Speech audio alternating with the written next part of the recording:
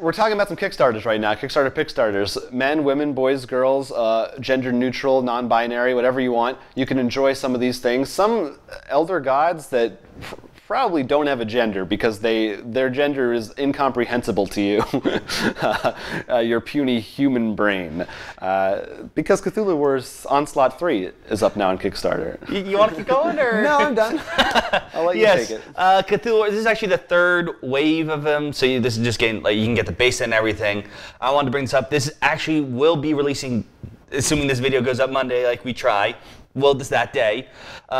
You can get all the stuff. This is one of the games for some reason, I didn't put it on my top 10, partly because I wanted to wait for the expansions, which we will actually talk a bit more later in this video about. Mm-hmm. But this is, while the figures are big, one of my favorite games. I think it's one that, for a big price, goes above and beyond making that price worthwhile.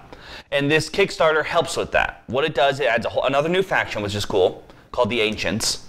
As well as, the cultist miniatures. Like, they all look the same for each group except for the chochos, mm-hmm. which, once again, we'll talk about later. Mm-hmm. They make an additional add-on, which makes each cultist miniature unique.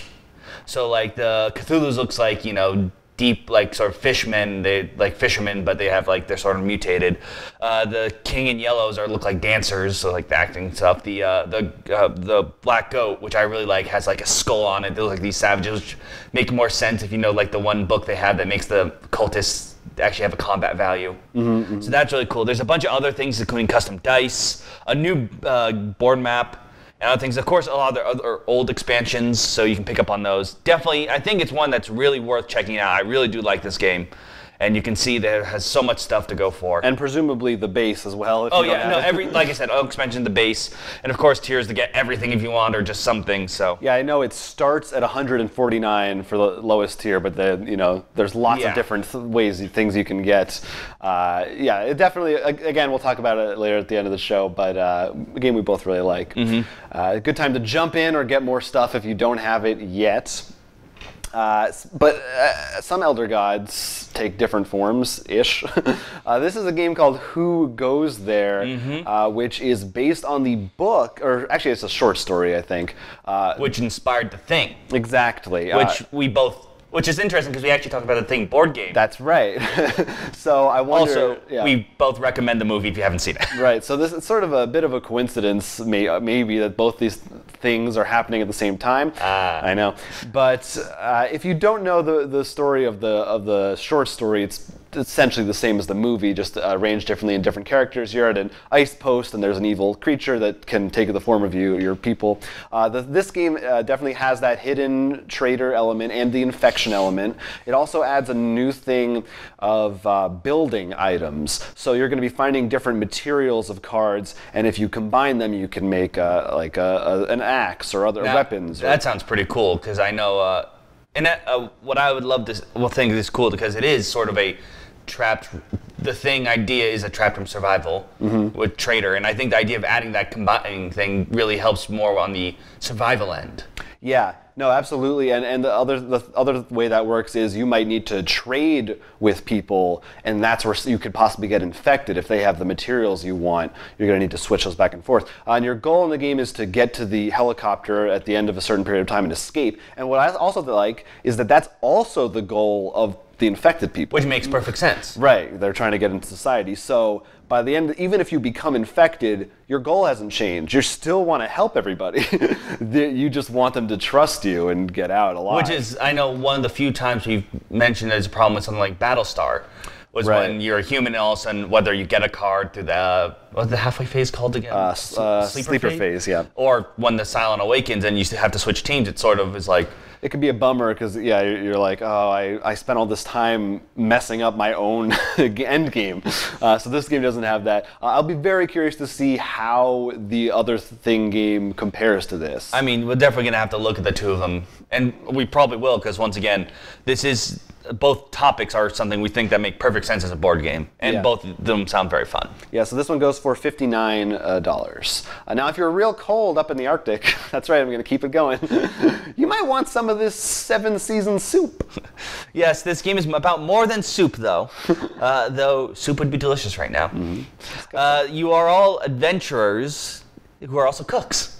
Oh. So you're trying to cook meals, and you're going to hunt monsters, which if you kill certain ones will give you certain ingredients. Okay. And I don't know, I love this idea of somehow making cooking all of a sudden this action thing. Like I backed a video game a while back that's actually hitting the Switch now, which I'm very excited about. There was a manga a while back. And this idea sounds really fun. And as a card game, I'm surprised this hasn't come earlier. Just the idea of collecting cards that combo into certain dishes or something. Huh, is it kind of like, have you ever seen God of Cookery, or I think it's called? I don't know that one. It's from the guy who did Kung Fu Hustle and Shaolin Soccer. It's like a kung fu cooking movie. Yeah, well then I like this combination though. I love the idea of combining.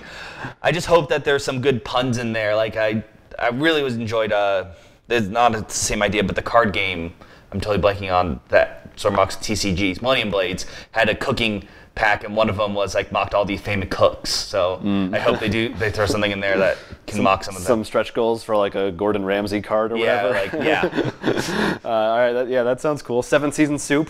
That one's $63. I think, because am I wrong? Is it foreign? Is this a Japanese game or something? No, I believe it's in pounds. Oh, is that what it was? Or euros. No, it's euros. Okay, I didn't look too close, but I think that's why it's a little pricier, is because it's and there's some miniatures and stuff too in there and stuff. But yeah. So check out 7-season soup.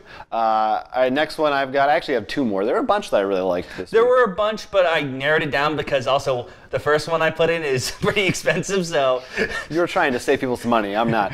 This one is called Firelight. I don't think I'm trying to save people money if I put that first one. Relatively.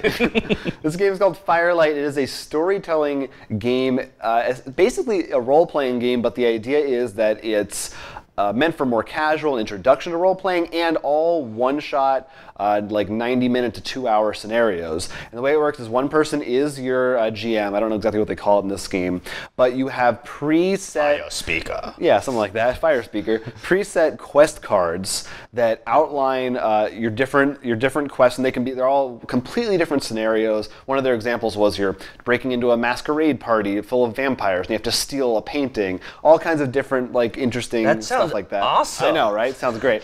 And it'll show you on the card 5 kind of plot points you need to hit. And then they make characters which are pre-built cards, and you combine those with randomized personality cards that will determine who your character is. You get to customize a little bit. And essentially, and even the enemies have their own cards. They tell you how they attack, you're rolling dice, but it's all very streamlined and laid out for you. There's not like a giant rule book or anything. It's more about the storytelling. And can I bring homebrew stuff in? I'm sure you can, if you really want to. But the art style and the creativity of those quests sounded really cool. Sounded like the kind of thing that would be great. And great to have a role-playing game that's super easy to set up. Because I feel like even the one-shot ones, most of them one person's got to still pretty much read a book. So this sounds like a very light end of that, which is cool. And that goes for only $30. Actually, our cheapest one so far until now. The last one that I wanted to give some love to is called Twisted Plot Lines. And this is yet another sort of variation on a movie trivia game. But what it reminded me of is they used to, on the show that I liked, the Totally Rad show, right. They used to have this game that they played where they would combine 2 movie titles. Okay. And that had to fit together. I can't think of a good one right now, but if there was a movie called War for the Guardians of the Galaxy? Yes, yeah, something like that. You combine, Star Wars if there's a movie called Wars. Oh, so you have to share the title. They have to share one word at the beginning and the end. So it'd be Star Wars for the Planet of the Apes. Yeah, exactly. Okay. Exactly. Perfect. I thought I just meant combining. And the way they did it is before that they would give a description combining the plots of those 2 movies. And the people would have to guess the 2 movies based on that mixed up plot. Okay, so going on a previous title could be Caesar must accept his destiny to defeat his father or something. Right, you wouldn't use their real names because then you'd give it away. Yeah. But yes, so this game takes away the element of the titles, but still mixes up the plots. It has multiple cards with movie plots, and when you combine them, it actually sets it up for you. You go back and forth reading the different halves of the cards, and they make one weird mashup. And the way it works is one person is sort of the judge, but you're not judging anything. Everyone else puts together their cards based on a theme, and the one person who's the producer has to try and guess each person's movie, or both of them. If they can't guess it, any cards the person keeps count as points. And you can also spend your cards for clues if you want. I can see that being really fun. Not only that, it could be interesting to maybe, because I know when we played Cinemax, I believe. Cinelinx, sorry.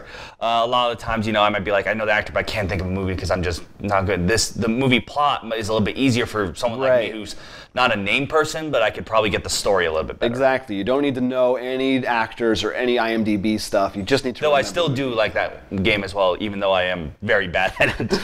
So I wanted to give this game some love because it's just started, but it's not really taken off. It's not funded yet. So if you like movie games, I think you should check it out, and hopefully it goes $20. Right now there's an early bird for like 16. Sounds like also you could come up with some really silly, like it would be one of those games where you can come up with some hilarious combos accidentally. Yeah, I would hope so. So those are Kickstarters. Check them all out. They look good.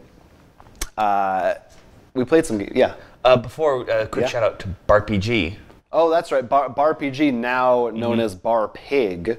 That's a good idea to mention them. They've relaunched their Kickstarter again. That is successfully funded. If you haven't seen, we have an old video where we talked about the original version. This new one, they reworked all the art, the characters, and the way the game flows a little bit. Definitely, if you like RPGs and drinking, definitely check it out. We had a lot of fun with the original version. Yeah, we'll add that to the links below. That's still got some time on it as well. If you enjoyed this video, it was just a snippet of our full-length podcast, which you can find on our YouTube channel every week. So please go ahead, like, and subscribe for more board game-related content coming at you in the future. And don't forget to check out rollforcrit.com, where we actually sell a lot of the games we talked about, as well as post news and all our other videos. Until then, I'm Will Keeler. I'm Jonathan Estes, and this is Roll for Crit.